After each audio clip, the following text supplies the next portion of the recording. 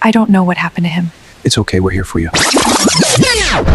What is a human life worth in 1986? For most of us, the answer is everything. But for Stella Nickell, the answer was a very specific number, $176,000. That was the price of her husband's life. It wasn't a crime of passion or a sudden outburst of rage. It was a cold, calculated business transaction. To get that payout, Stella didn't just break a marriage vow. She broke the social contract of an entire nation.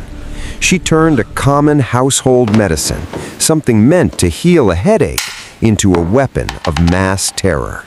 She gambled with the lives of strangers just to hide a paper trail of greed. This is the story of how a quest for a better life led to a basement full of poison and a betrayal that changed the way we buy medicine forever. To understand the betrayal, you have to understand the life Stella and Bruce Nickell lived in Auburn, Washington. They weren't wealthy. Bruce was a heavy equipment operator, a hard-working man, well-liked, steady. Stella was a woman who always felt like she was meant for more. She worked as a barmaid, surrounded by people who talked about big wins and easy money. Their life together was ordinary, bordering on struggling.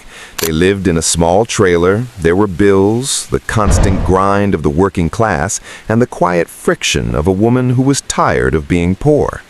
Bruce was a man who found contentment in the simple things. He loved his wife, he loved his quiet life, and he trusted the woman he came home to every night.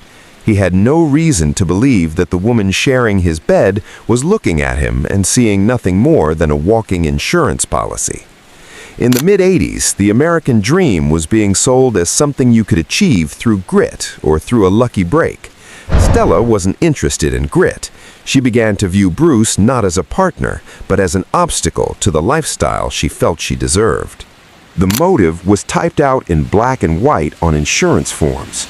Bruce Nickell had life insurance through his work, but for Stella, it wasn't enough.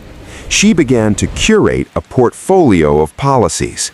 By the time 1986 rolled around, Bruce was covered by multiple plans. The golden carrot here was a total payout of $176,000. To put that in perspective, in 1986, that was enough to buy a massive home outright, several luxury cars, and leave plenty left over for a life of leisure.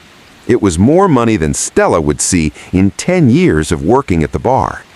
But there was a catch, a kicker that reveals the depth of Stella's calculation. One of the policies had an accidental death provision. If Bruce died of natural causes, she got a modest sum. If he died in an accident, the payout doubled.